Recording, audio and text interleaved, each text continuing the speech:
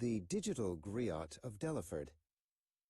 In the lush green hills of Delaford, Tobago, where the Atlantic breeze whispers through the cocoa trees, young Jelani sat on the front porch. He was looking at his grandfather, Mr. Macmillan, who was rhythmically carving a piece of cedar wood. The sun was golden, casting long shadows across the wooden floorboards. "Grandpa," Jelani asked, "was Delaford always this quiet and easy?" Mr. Macmillan chuckled, his eyes crinkling at the corners. "Quiet? Easy? My boy, when I was your size back in the 1940s, we didn't have no time for sit down. We was always on the move." He pointed toward the hills. "Look how de place change up. Back then, we had to walk miles just to get a bucket of water from the standpipe or down by the river, and we carry it on our heads, steady so."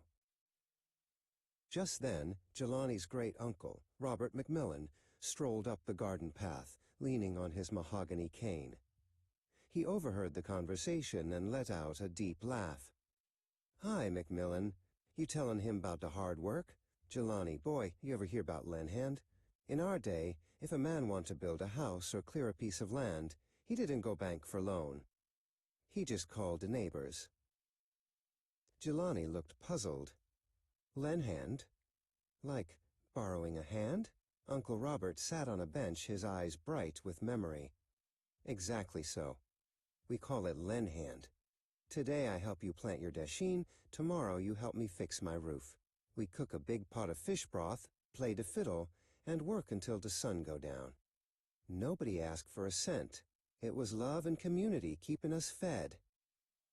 From the doorway, a soft, raspy voice joined in. It was Ms. Duke, Jelani's great-grandmother. At nearly 100 years old, her memory was as sharp as a sea urchin's spine. "And don't forget de cocoa, Robert," she said, stepping onto the porch with a slow, graceful dignity. Jelani hopped up to pull out her favorite rocking chair. "Thank you, sugar boy," she whispered. Ms. Duke settled into her chair, the wood creaking softly. "In the 1940s, cocoa was king in Delaford," she told Mr. Macmillan. "Remember how we used to dance de cocoa? We put the beans on the drying floor, and we dance on dem with our bare feet to make dem shine. We sing songs to the rhythm of our feet. It was hard work, but it was like a party every time." Jelani looked at his smartphone, then back at Ms. Duke. "But Great-Grammy, now we have machines for all of that. Everything is faster in the 2000s. I can see the whole world on this screen without even walking to the river." Ms. Duke reached out and touched the glass of the phone. "It fast, yes," she sighed. "But sometimes, when things too fast, people forget to look at each other's faces." Jelani felt a spark of an idea. "Uncle Robert, if we don't tell people about Lenhand and the cocoa dancing, will it go away?" Uncle Robert rubbed his chin. It might, boy. Young people busy with dem gadgets now. They don't have time for old talk." Jelani stood up tall. "What if the gadgets could help? What if we used the 2000s to save the 1940s?" Jelani showed Mr. Macmillan how to hold the phone steady.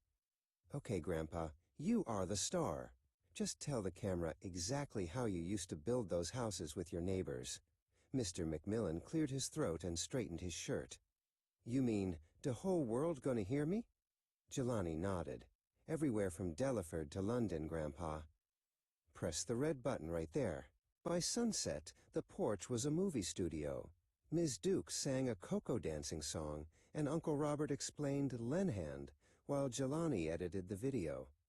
"Look," Jelani cried, hitting upload to YouTube. "You're digital griots now." Ms. Duke watched herself on the screen and laughed. "I look like a movie queen. Delaford history not going nowhere now, sugar boy. We just lending a hand to the future."